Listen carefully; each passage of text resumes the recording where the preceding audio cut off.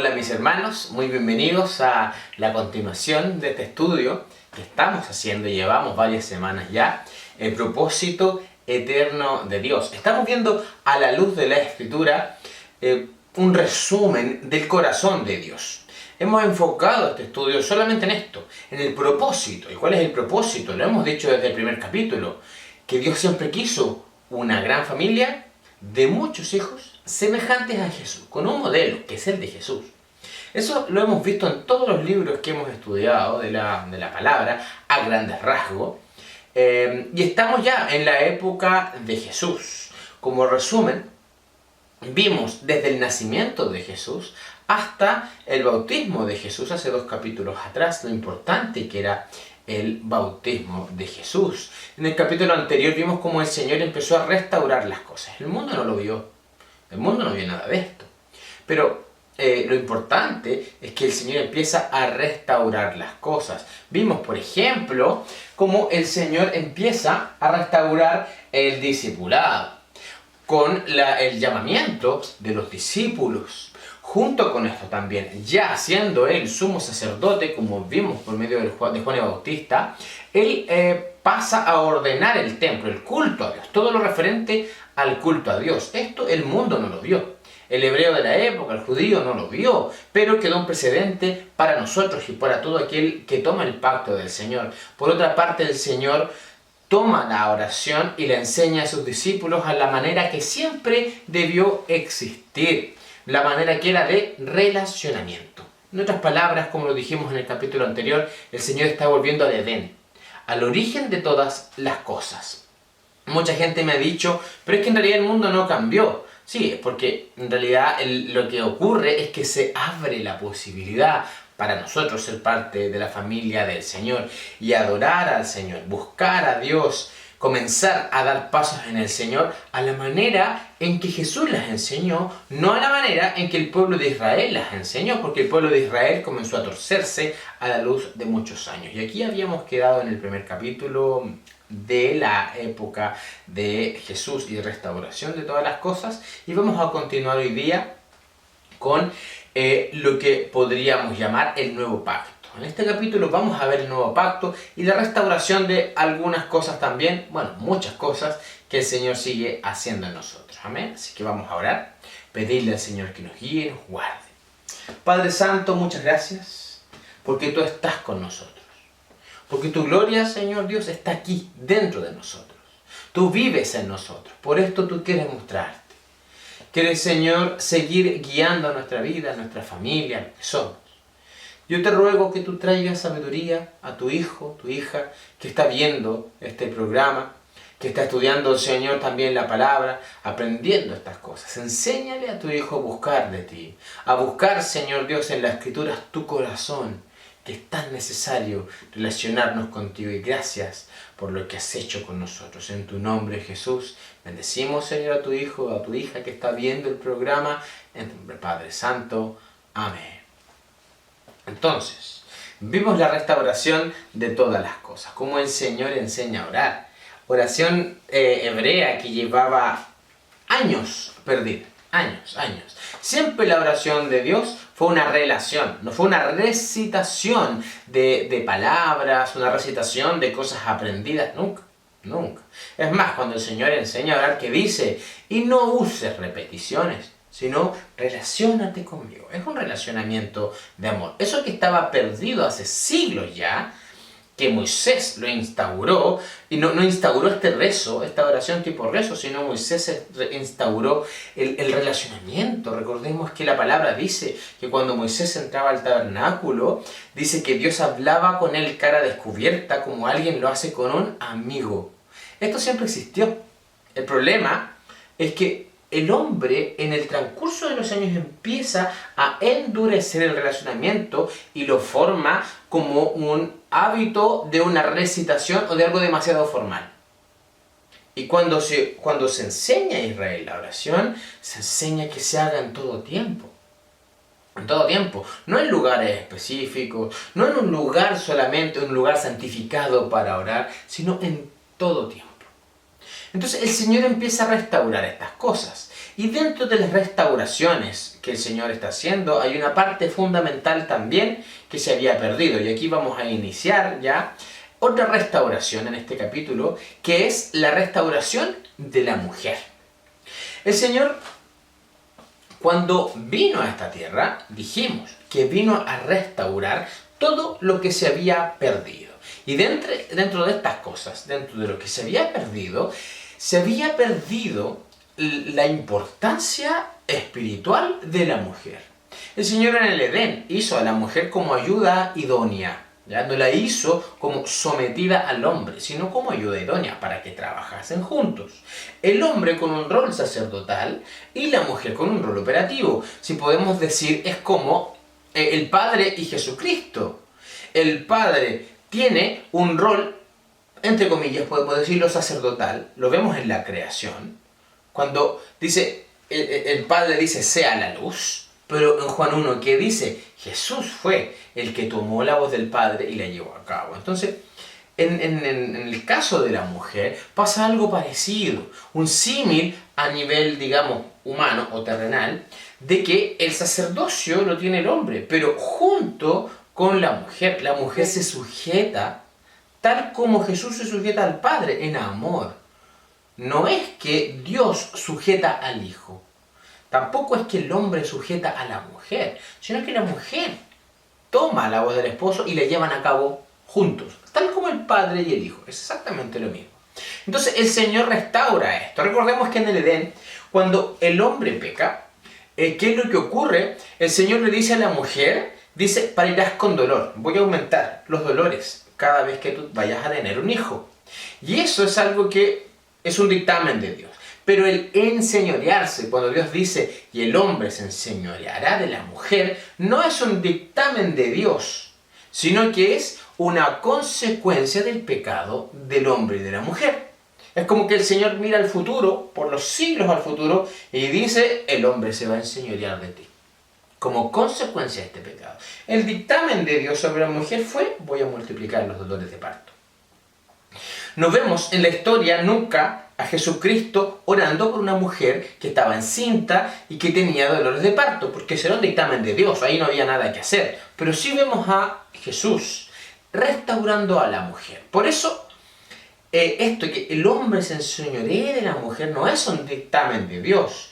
Si hubiese sido un dictamen de Dios, Jesús no hubiese hecho nada por la mujer. Nada. Tal como Jesús no hizo nada por los dolores de parto. Entonces, lo importante entender aquí que lo que hace Jesús es un hecho histórico con la mujer. Hay que pensar algunas cosas acá. En la sinagoga, por ejemplo, a la mujer se le considera como una mujer de segundo rango. Se le considera a la mujer como a alguien que no es digna de estudiar la Biblia. Por ejemplo, estaba en la época de Jesús prohibido para las mujeres estudiar la Biblia. Ellas no podían aprender del Señor. Es más, mis hermanos, cuando se entraba al templo o a una sinagoga, podríamos decir, es como el culto de nosotros, es como cuando alguien va al culto, había una reja de separación que separaba al hombre de la mujer. Y no es que en un culto, por ejemplo, pensémoslo en esa época, no es que a este lado los hombres y a este lado las mujeres. No era así. Es como que dijésemos, el hombre puede entrar al culto y la mujer no puede pasar de la reja de atrás. Pensando en nuestro lugar de reunión o cualquier lugar de reunión, es como que alguien en la puerta diga, caballero, los niños, los varones entren a la reunión y ustedes por favor quédense afuera de la puerta esperando a sus maridos que lleguen. Eso es lo que ocurría en la sinagoga. Cuando un rabino, por ejemplo, iba a la casa de alguien a comer o a pasar un tiempo con una familia, la mujer y el hombre podían estar sentados a la mesa sin problema. Pero el rabino decía, vamos a dar una palabra de Dios. ¿Qué es lo que ocurría? Le pedía inmediatamente a las mujeres, a todas las mujeres que estaban ahí, que se levantaran y se fueran, porque ellas no eran dignas de escuchar la palabra de Dios. De esa manera funcionaba el sistema religioso de la época. O sea, un rabino no se iba a rebajar jamás a enseñarle a una mujer. Por lo tanto, las mujeres no sabían leer, no tenían derecho a entrar en las sinagogas, no tenían ni siquiera un derecho personal, porque la mujer era un objeto del padre. El padre era dueño de la mujer y después se le transfería al esposo. La mujer no era dueña de sí misma jamás, jamás. Entonces, mis hermanos, yo les hago una pregunta, porque a veces dice, ¿por qué el Señor dijo estas cosas? ¿Por qué el Señor hizo todo esto? Hermanos, aquí quiero hacer un alto, muchas veces me han preguntado esto, no hay ningún texto bíblico que diga que la mujer no podía entrar a estudiar la palabra, ningún texto bíblico que dijera que la mujer era una propiedad del padre o del esposo, ninguno.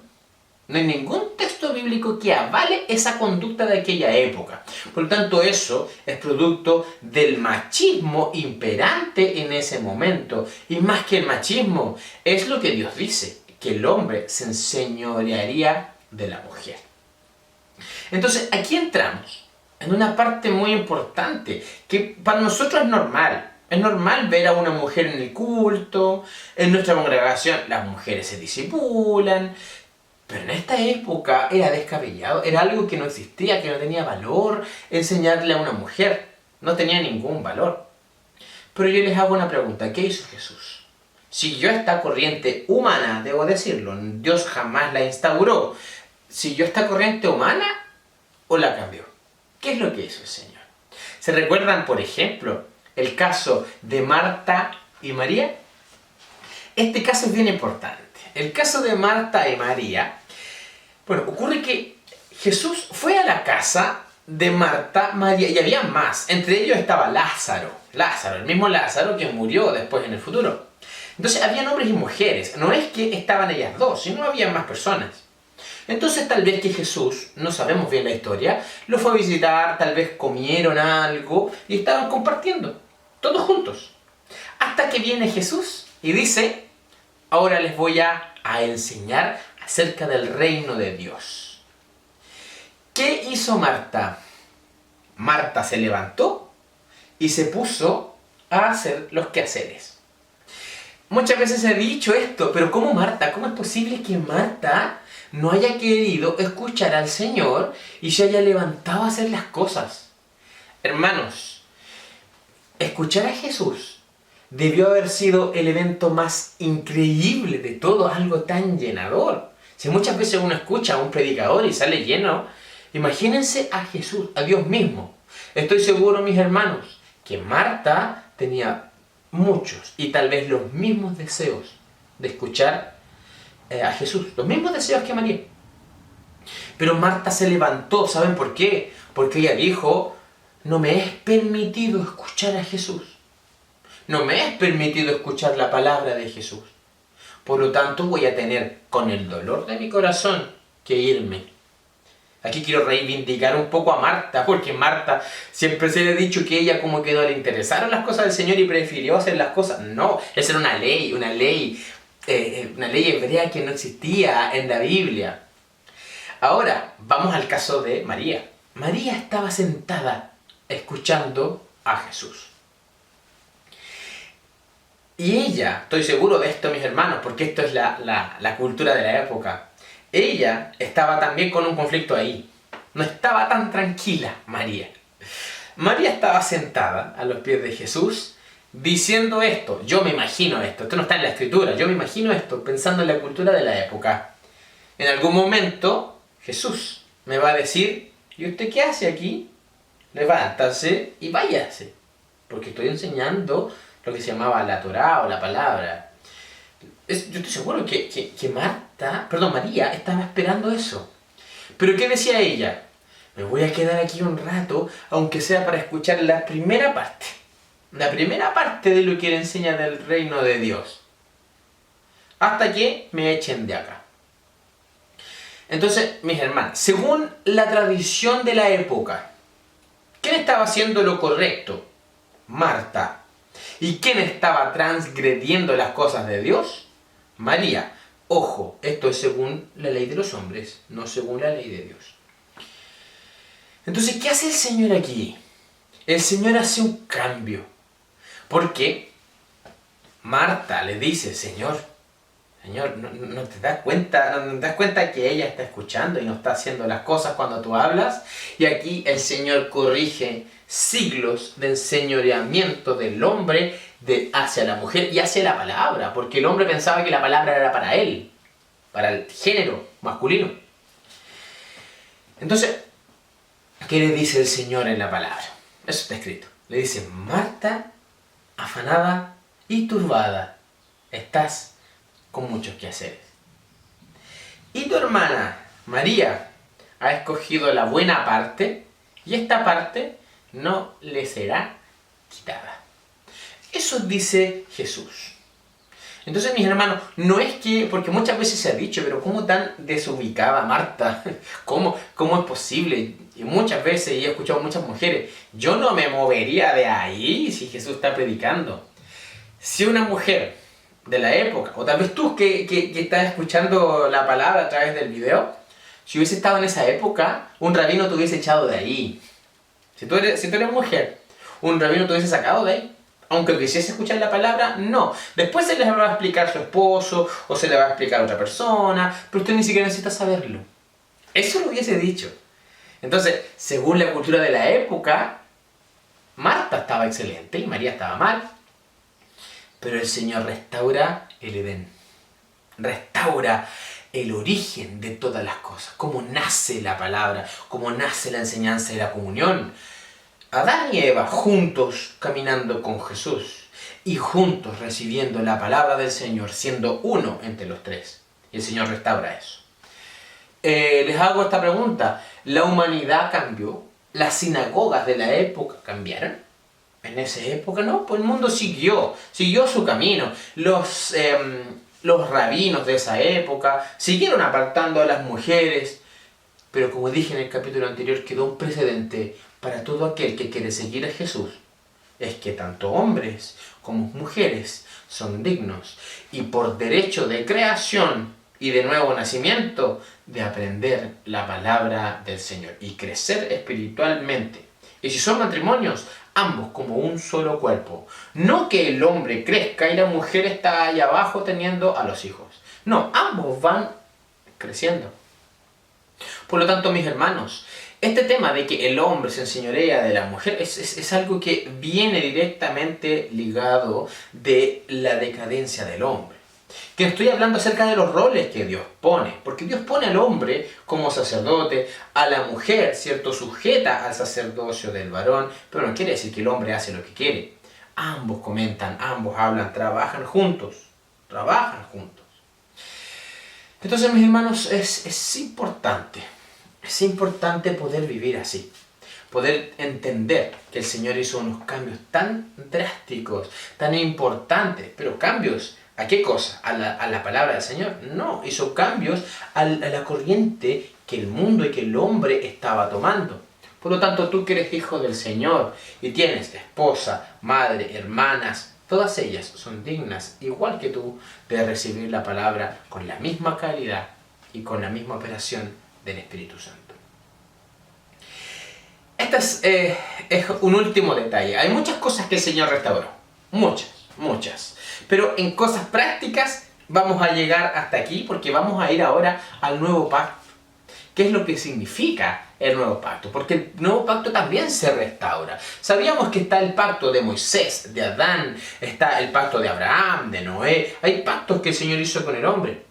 Pero siempre el pacto se quebrantaba por el mismo pecado de aquel que tomaba el pacto. Abraham pecó, Noé pecó, Adán pecó. Entonces todos los que hicieron un pacto con el Señor pecaban y eso invalidaba el pacto. Se necesitaba a uno que cumpliera a cabalidad, tal como el Padre cumple con nosotros a cabalidad su parte. Solamente uno, y este es Jesús. Por lo tanto, hay una renovación también del pacto. No quiere decir que los pactos antiguos quedan eliminados, sino que el Señor toma los pactos desde Adán hasta Jesús y los transforma en uno. Y más que nada, los transforma en una persona que es Jesús. Jesús es el pacto hoy día.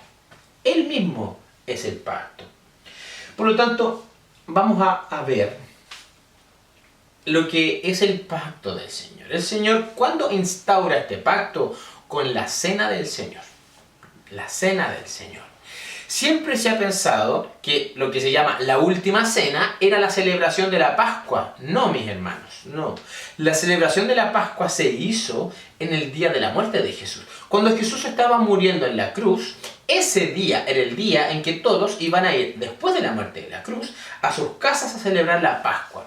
Por lo tanto, el día anterior no tenía que ver con la Pascua, sino que tenía que ver con algo nuevo. Y el Señor, ¿qué es lo que dice? ¿Cierto? Nosotros lo vemos reflejado en muchos textos cuando hablas de la cena. Y el Señor dice, esto es el vino, dice, esto es mi sangre que es entregado por vosotros. Y toma el pan y lo parte y dice, esto es mi carne que es entregado por ustedes. O sea, Jesús es el pacto. Y vamos a ver algunos detalles acerca del nuevo pacto cuando el Señor ese día cena. La cena del Señor, mis hermanos, lo primero que debo decir, no es una fiesta de luto. No recordamos la muerte. Muchas veces se ha visto que en la cena del Señor hay gente que parece como de luto, así como que hacia abajo, llorando, la triste muerte de Jesús. La cena del Señor, mis hermanos, no se trata de una derrota, no se trata de recordar mucho sufrimiento, sino que es una fiesta solemne y de gozo. Es una fiesta de adoración y de gozo al Señor. Es una fiesta de gratitud, mis hermanos. Aunque para muchos hermanos tal vez que les parezca extraño. Así como, Señor, tu carne sufrió, pero la palabra dice que nosotros somos el gozo puesto delante del Señor. Y por el gozo, por mirar lo que nosotros somos ahora, el Señor fue a la cruz. Hay tres palabras importantes que muestran lo que es el sacrificio del Señor y el nuevo pacto. Cristo entrega su cuerpo y su sangre al Padre, en un acto que tiene tres palabras: redención, remisión y propiciación. ¿Qué significa redención? Redención es volver a comprar algo que se había perdido. Lo voy a poner como el ejemplo de un celular. Por ejemplo, a ti te roban un celular y vas a tener que comprar otro. Vas a una feria, a cualquier lugar, y encuentras que está tu celular puesto ahí. Que está ahí. Y tú sabes que ese es tu celular. Porque tiene la carcasa que tú lo compraste, tal vez que tiene una marca que tú le hiciste, tú lo miras, este es el celular. Entonces, ¿qué le dices al que está vendiendo el celular? Le preguntas, ¿cuánto vale? Y te dice un precio X. Sacas dinero y vuelves a comprarlo. Recuperas algo que era tuyo, pero mediante un precio. Entonces, ¿qué es lo que hace el Señor? Dice que nosotros somos redimidos por la sangre de Cristo.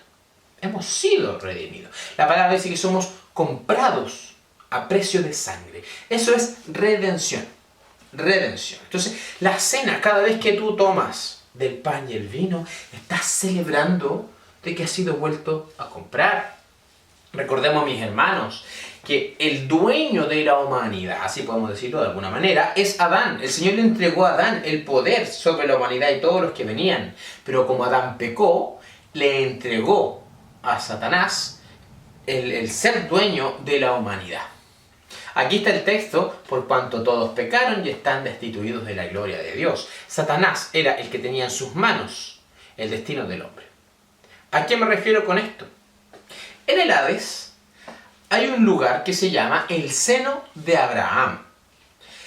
Este lugar, lo relata Jesús en los evangelios, este lugar que se llama el seno de Abraham era el lugar de descanso para los que habían muerto con Dios. Pero era abajo, era el Seol, era en el Seol, al punto de que el que había muerto con Dios, me refiero al rey David, a Moisés, me refiero a José, me refiero a todos los que murieron antes de Cristo, bajaban al Hades. Nadie iba al cielo, nadie. ¿Por qué? Porque estábamos destituidos de la gloria de Dios, porque Adán entregó nuestra generación en manos de Satanás. Entonces todos bajábamos. Nadie tenía el poder de subir. Nadie. porque todos quebrantábamos el pacto. Entonces, la palabra dice que se veían entre ellos. Si alguien había muerto con el Señor, estaba en un lado del Hades y al otro lado estaba el que estaba en tormento. Se veían entre ellos. Por lo tanto, no era un lugar muy agradable, no era un lugar para estar, digamos, tan cómodo ahí. Es más, el rey David, teniendo revelación de esto, hay un texto que dice: y no tendrás para siempre mi alma en el Seol. Eso es lo que dice el rey David. O sea, él sabía por revelación de Dios que cuando muriese, por más bueno que sea, iba a bajar, no iba a ir al cielo. Entonces, aquí está una de las cosas, ¿cierto?, de la redención. Cuando el Señor dice: esta es mi carne y mi sangre que va a ser entregada por ustedes. Cuando Jesús muere y muere sin pecado, ¿qué es lo que hace el Señor? Dice la palabra que baja. Baja a los infiernos. Baja a ese lugar. Y también la palabra dice: por cuanto Jesús bajó. Dice, porque Jesús gustó de lo mismo de nosotros. Por cuanto Jesús bajó al Hades, dice, sin pecado, que esa era la clave, la muerte no pudo retenerle. O sea, Satanás estaba muy feliz de que Jesús había muerto, porque iba a bajar. Y eso fue lo que ocurrió. Jesús gustó lo mismo de nosotros. Bajó, pero no cometió un solo pecado. ¿Por qué bajó Jesús? Porque tenía esta naturaleza también física. Recordemos que tenía una parte humana de hombre. Entonces, bajó. Pero como baja sin pecado, no hay ninguna ley que a Jesús lo pudiese condenar. Por lo tanto, ahí que dice la palabra, que Jesús le arrebata las llaves de la muerte a Satanás y toma a todos los que estaban en el seno de Abraham. Me refiero al mismo Abraham, a Moisés, al rey David, a todos los que murieron antes, a Josué, por ejemplo, los toma y los lleva al paraíso. En ese día se inaugura el paraíso. Esto se llama redención, volver a comprar por precio de sangre. Hay otra palabra que también tiene que ver con el nuevo pacto y es remisión. Remisión tiene que ver, visto desde el idioma original, remisión tiene que ver con eliminar el pasado, eliminar lo antiguo. No quiere decir que es olvidar lo antiguo o dejar de lado lo antiguo, porque cuando yo olvido o dejo de lado, el pasado está, aún está ahí. Y cualquiera lo puede recordar, o sea, ahí está tu pasado. Pero, ¿qué es remisión? Remisión es eliminar. No existe. Alguien puede decir, yo me convertí, pero mi pasado está ahí. Sí, está ahí para ti. Eso es lo que ve el hombre, lo que recuerda el hombre. Pero el Señor lo tacha, lo elimina. O sea, todas las cosas que tú hiciste antes de tu bautismo no existen. No existen para Dios, que es lo más importante. Pueden existir para tu familia, para tus hermanos, para todos los que te conocieron antes. Pero para Dios no existe. Y eso es motivo de celebración. Porque si tú hiciste algo que te avergüenzas antes de tu bautismo, el Señor ha remitido todas esas cosas. Las ha sacado. La palabra entonces remisión, que en su sentido griego de la palabra, como está escrita, es eliminar el pasado. Segundo beneficio de la Cena del Señor. La Cena del Señor no es tan solo un ritual, sino que es una celebración. Recordamos esto con gozo. Y por otra parte, que es la última parte, si podemos hacer un resumen de lo que es la Cena del Señor, es propiciación. Propiciación. La palabra propiciación también desde el idioma original es apaciguar la ira por medio de una ofrenda. Eso es, si pudiésemos explicar bien la palabra propiciación. ¿A qué voy con esto? Pensemos en el mismo ejemplo del celular. Yo, por ejemplo, estoy sin celular y le pido el celular a alguien, a un amigo. Le digo, ¿me puedes prestar tu celular para llamar a alguien? Listo, me lo presta. Llamo a alguien y el celular se me cae y se me quiebra. Y el amigo se va a enojar, me va a decir, pero ¿cómo? Mira, se me quebró el celular. Y yo le digo, bueno, no te preocupes, toma, ahí tienes 1.000.000 de pesos. ¿Qué va a pasar con el enojo de ese amigo?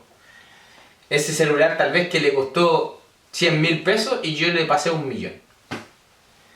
La ira, yo le aseguro, la ira, la rabia se le va a acabar inmediatamente. Inmediatamente. Y eso es lo que hizo el Señor. Eso es lo que hizo Jesús. La palabra dice que nosotros somos por naturaleza hijos de ira. Pero Jesús entregó su carne, su sangre, lo más preciado que es para el Padre. Por lo tanto, ahí la ira de Dios se pasó. Por lo tanto, mis hermanos, el pacto de Dios, Padre, ya está completo, está cumplido. El Padre necesitaba solo a una persona, a nadie más, a una persona que debió haber sido Adán, a una persona que tomara el pacto y se hiciese el dueño de todo lo que hay. Y lo vamos a ir viendo. Vamos a ir viendo este detalle tan importante de cuál es el pacto de Jesús. Entonces, para cerrar esta parte de la cena, porque la cena es tan importante, cuando tú cenes, cena con gozo, con alegría, porque Jesús no está sufriendo, Jesús está con gozo al verte a ti. 3 palabras entonces, ¿cuáles son? Son estas: redención, remisión, propiciación. Hemos sido comprados por la sangre de Jesús. No teníamos posibilidades de ser comprados porque estábamos vendidos a Satanás y vendidos al pecado. Nuestro pasado ha sido eliminado. Ya el acusador, la palabra dice que ha sido echado fuera el acusador que nos acusaba día y noche por nuestro pasado. Eso ya no existe. La palabra dice, ha sido echado fuera. Y propiciación, ya no hay ira de Dios sobre nosotros, sino que el Señor nos mira a través de Jesús. Esto es la cena. Por lo tanto, cada vez que cenes, gózate en el Señor, porque hay cosas que eran imposibles para ti y Jesús las tiene. Para más información acerca de textos, si quieres leerlo, está por ejemplo en Mateo 26 y en 1 Corintios 11, 23. Entonces el pacto es la dispensación, la entrega de la gracia. Eso es gracia, algo que no merecíamos. Y después de la cena, cuando Jesús cena con los discípulos, yo no sé si los discípulos habrán entendido esto que estoy explicando, sí lo entendieron después. Cuando cena, el Señor pasa directo a orar. Ya cae la noche y está el lugar de Getsemaní, que se llama, que es la oración del Señor. Y el Señor comienza ahora a afianzar el pacto. Comienza a seguir, ¿cierto?, con este pacto. Porque el nuevo pacto, Dios lo había hecho, como dijimos, innumerables veces con el hombre. Pero el hombre siempre quebrantó el pacto de redención.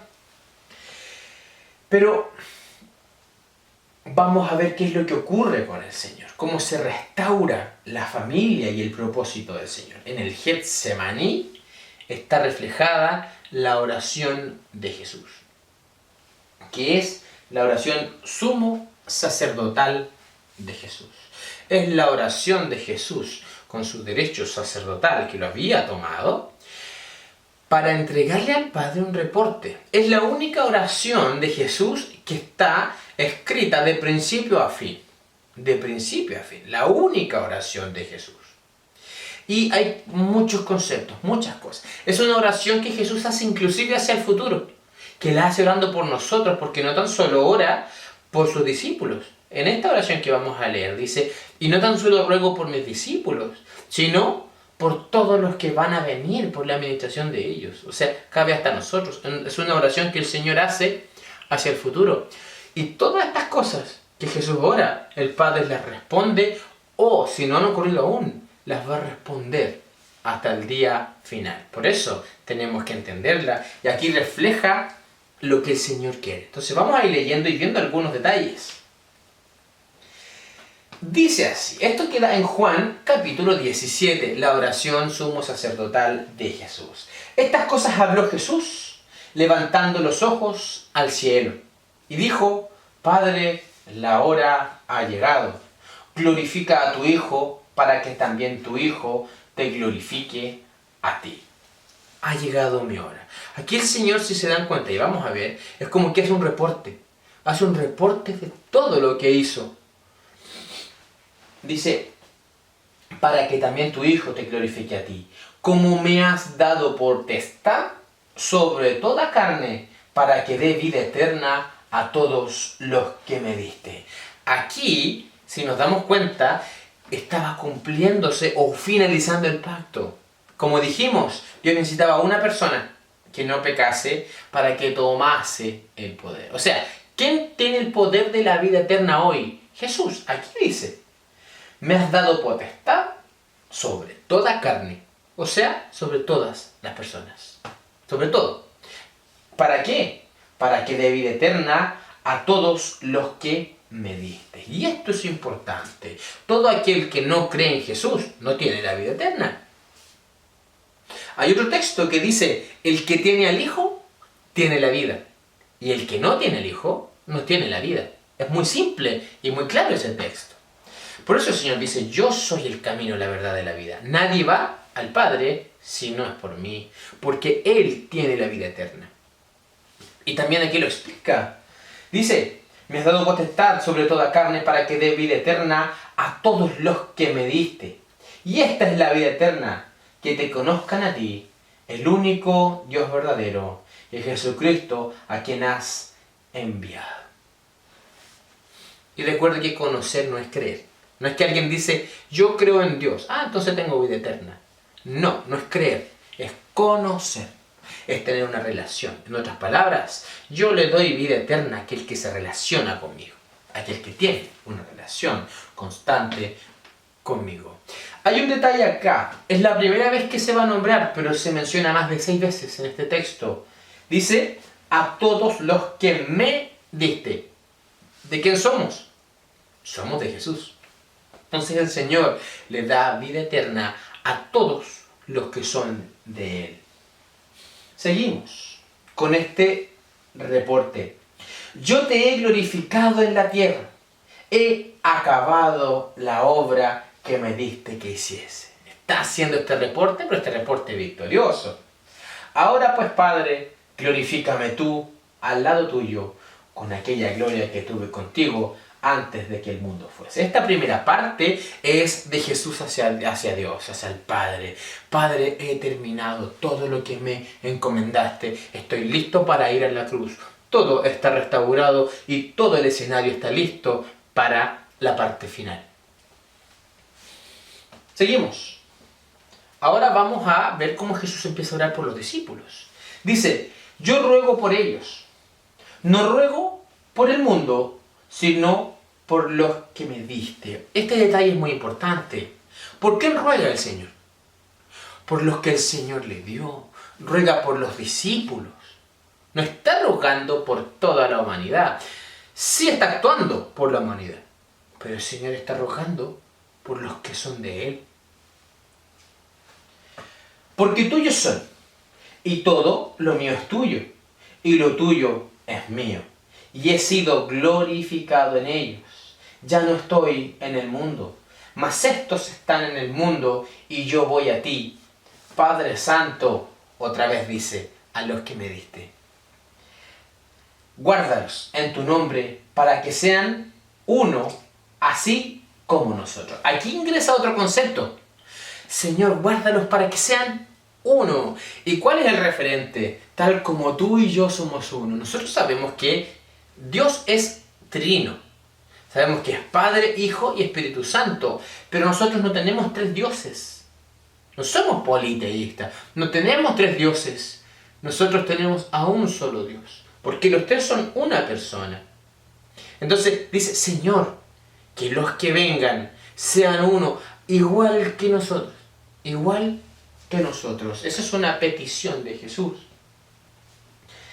Cuando estaba con ellos en el mundo, yo los guardaba en tu nombre.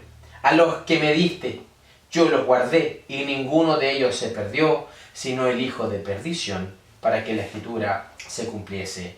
Pero ahora voy a ti, y hablo esto en el mundo, para que tengan mi gozo cumplido en sí mismo.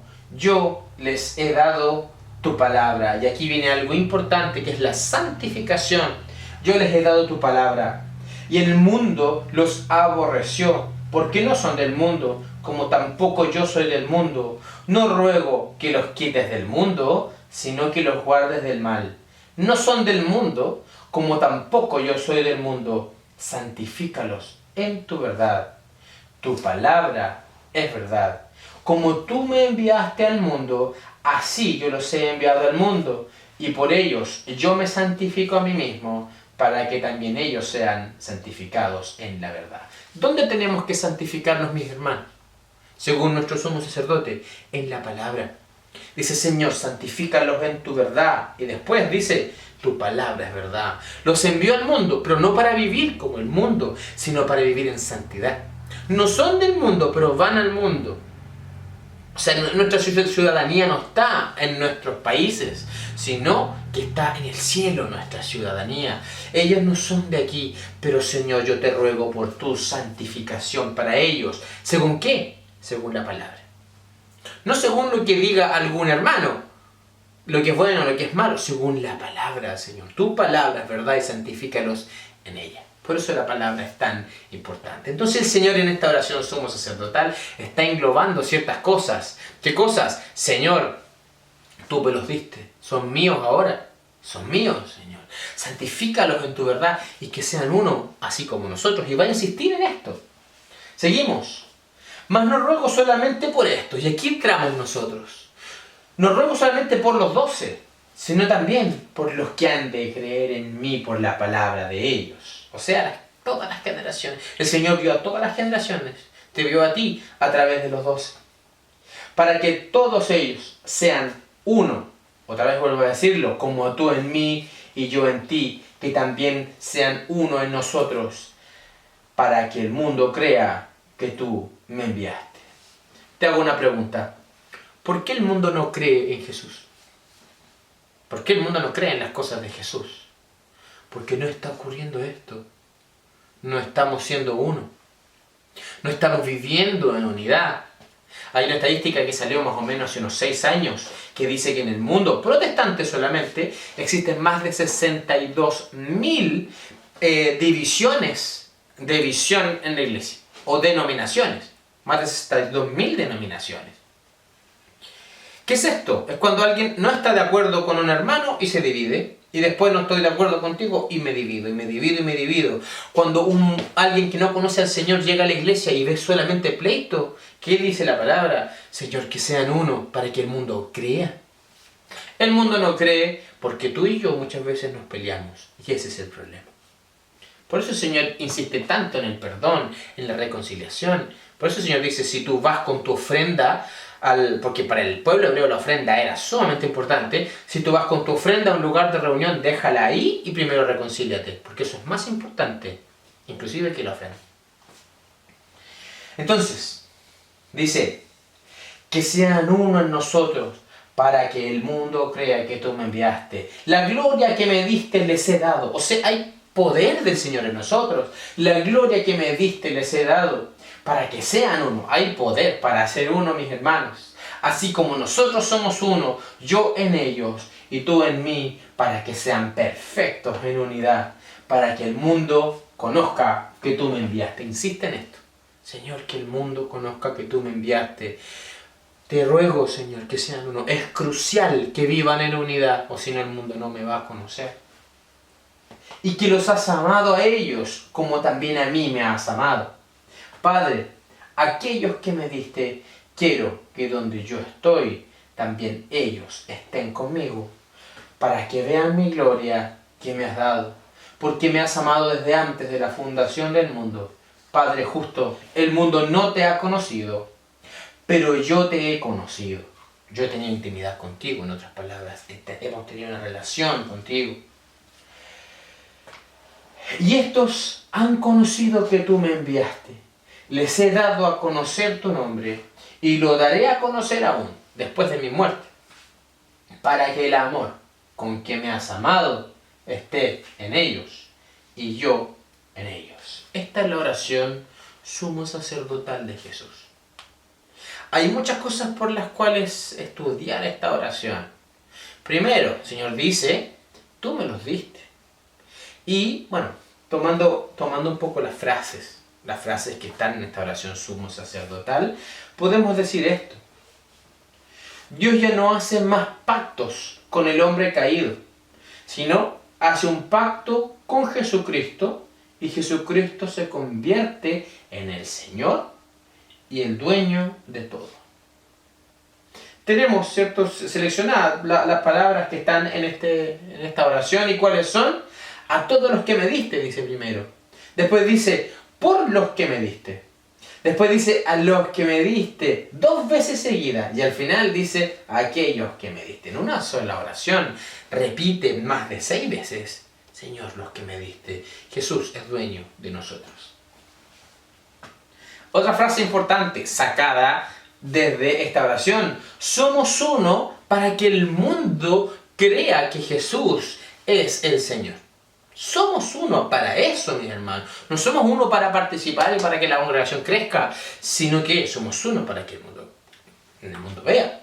No somos uno para aparecer, no sé, bonitos en un lugar de 500 personas. Oye, qué lindo tanta gente. No, nosotros somos uno. Podemos haber 200, 300 personas en un lugar, pero si estamos peleados, ese número va a ir decayendo. La gente no va a creer en Dios. ¿Según qué frases? Dice, por ejemplo, para que sean uno así como nosotros, para que todos sean uno como tú en mí y yo en ti, que también ellos sean uno en nosotros, para que el mundo crea que tú me enviaste. Y termina diciendo, para que sean perfectos en unidad. No tan solo que se esfuercen en unidad, sino que sean perfectos en unidad y el mundo conozca que tú me enviaste. Y por tercera parte, nosotros debemos ser como Jesús. Porque Jesús nos envía al mundo. Jesús nos lleva a ser como Él. Por eso dice, me has dado potestad sobre toda carne, para que dé vida eterna a los que son míos. O sea, como Jesús. Jesús tiene vida eterna. Él ha dado potestad para que nosotros seamos como Jesús en conceptos de eternidad. Por ejemplo, dice, esta es la vida eterna, que te conozcan a ti, el único Dios verdadero, es Jesucristo. Jesús tiene comunión íntima con el Padre. Ahora dice, los que tienen vida eterna son los que tienen comunión íntima también, conmigo y con el Padre. Somos como Jesús. Otro texto que está aquí, el 17, dice, santifícalos en tu verdad, y tu palabra es verdad, que ellos sean santificados en la palabra. Eso dice el Señor, que guarden tu palabra, que se santifiquen en ella, porque ahí está la santidad, o ahí están los principios de la santidad. Y por último dice, como tú me enviaste al mundo, así yo los he enviado al mundo. Por lo tanto, esta oración sumo sacerdotal, mis hermanos, yo les hago una pregunta. ¿Ustedes creen que el Padre no va a cumplir la voluntad del Hijo? Cuando Jesús, por ejemplo, dice, Señor, yo te ruego que todos los que vengan sean uno. ¿Ustedes creen que el Padre va a hacer caso omiso a esa oración de Jesús? Que un día va a decir, ¿saben qué, hijo? No se pudo cumplir esta petición tuya. ¿Ustedes creen que el Padre va a tomar esa decisión? Mis hermanos, el ser uno es una profecía que se lanzó este día. Este día, cuando el Señor dijo, Padre, que sean uno, en ese momento comenzó una palabra poderosa de unidad. En los últimos días de la iglesia, no sabemos cuándo va a ser, si pronto o dentro de muchos años, va a venir un derramamiento de unidad, en donde realmente todas las iglesias vamos a ser una. Y las iglesias me refiero a congregaciones, porque la iglesia es una. Donde cuando nosotros decimos, oye, estos hermanos que son de esta denominación, o estos hermanos que son de esta otra denominación, son como raros, eso se va a acabar. Todas las líneas denominacionales se van a acabar y va a haber solamente un tipo de hijos. Solamente un tipo de hijos. Y va a ser la iglesia más gloriosa que ha pisado la tierra. Porque esta oración el Padre la va a cumplir. Y yo espero verlo. Pero mis hermanos, hay 2 posturas. Una que dice, entonces el Señor lo va a cumplir, así que esperémosla. Y la segunda, que es la que yo creo, luchemos por esa unidad, mis hermanos. Luchemos por esa unidad. Porque el Señor lo va a hacer. Pero hay mucha gente que se pierde porque nosotros no somos uno. Porque tú y yo no vivimos en unidad, vivimos en pleitos, en celos, en contiendas. Necesitamos, mis hermanos, vivir unidos. Necesitamos. Yo te necesito a ti, tú me necesitas a mí como una familia. Porque esta es la oración del Hijo del Padre y el deseo de nuestro sumo sacerdote. Si tú crees en todo lo que yo he dicho, entonces Jesús es tu sumo sacerdote y Él, entonces, es la palabra de verdad para tu vida. Necesitamos vivir en unidad. Me recuerdo al apóstol Pablo en el libro de Corintios, cuando dice, ustedes tienen todos los dones. En 1 Corintios capítulo 1, tienen todos los dones. Entran alguien entra a esta congregación, dice, hay profecía. Si entra un enfermo, sana. Hay lenguas, hay interpretación de lenguas. Están todos los dones, todos. Eso dice, nada les falta. Le dice a la iglesia de los Corintios, a ustedes no les falta nada con respecto a los dones. O sea, los tienen todos. ¿Qué diría uno de esa iglesia? ¿Qué iglesia más espiritual? Imagínense ir a un culto de estos hermanos, en donde alguien habla en lenguas y otro dice, el hermano está diciendo tal cosa, yo la estoy interpretando. Hay una profecía que se cumple, otro ora por mí que estoy enfermo y me sano, hay milagros que están ocurriendo. ¿Qué diría yo? ¿Qué iglesia más espiritual? Pero ¿qué dice Pablo en 1 Corintios capítulo 3? A esa misma iglesia le dice, mas no puedo hablarles como espirituales, sino como a niños inmaduros, dice. ¿Por qué? Porque entre ustedes hay pleitos, celos, contiendas, unos pelean con otros, se dividen. No puedo llamarles espirituales. Entonces, para Pablo, ¿cuál es el concepto de espiritualidad? Para Pablo el concepto de espiritualidad es la unidad, no los dones. Porque los dones dependen del Señor. Dios te puede usar en profecía, en lenguas. Pero ¿cómo dice la palabra? Si no tienes amor, entonces no eres nada. Dice, puedes tener una fe, dice la palabra. Puedes tener una fe al punto de que puedas trasladar los montes. Pero si no amas a tu hermano, no tienes nada. Y no eres nada. Entonces, el concepto de una persona espiritual es una persona que vive la unidad. No es una persona que habla en lenguas, que sana, porque esas cosas son de Dios. Pero la vida del Espíritu está ahí. Eso dice Jesús, Señor, que sean uno. Y después Pablo lo corrobora con esto en Corintios. Tener dones es algo hermoso, pero el concepto de espiritualidad es la unidad. Por lo tanto, mis hermanos, cuando hay una rencilla entre tú y un hermano, ve, y como dice la palabra, reconcíliate primero, aunque te cueste. Porque alguien puede decir, no, es que esto es una pelea entre yo y el hermano. No, no están incluidos dos. Ahí está incluida la humanidad entera. Porque va a llegar alguien de afuera, al domingo siguiente o cuando sea, va a ver ese pleito y va a decir, aquí no está Dios. Esta no es la iglesia que yo me imagino. Y no va a conocer al Señor, producto de tu pelea conmigo tal vez, o una pelea que alguien ve en la congregación. Necesitamos ser uno, mis hermanos, reconciliarnos, amén. Vamos a orar, pedirle al Señor que nos guíe, y la próxima semana vamos directamente a la cruz, a ver cómo todas las cosas toman su lugar y se cierra el pacto del Señor, amén. Vamos a orar. Padre Santo, muchas gracias por este tiempo de comunión, de vida con tus hijos. Toca tú, Señor, el corazón de tus hijos. Si hay algún pleito dentro de la iglesia, te ruego que tú redargulles el corazón y pueda, Señor, reconciliarse, hermano. Lo que digo, Señor, no es algo nuevo, está escrito en tu palabra. Tal vez no lo hemos visto. Tal vez hemos considerado que hablar en lengua es más importante que abrazar al hermano. Tal vez hemos considerado que el profetizar es mucho más importante que asistir a un hermano que está en dolor.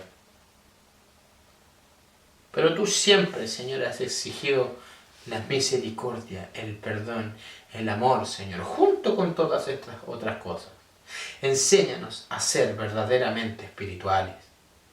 Como Pablo lo dice, Señor Dios, espirituales en unidad. Vivir tu unidad, Señor.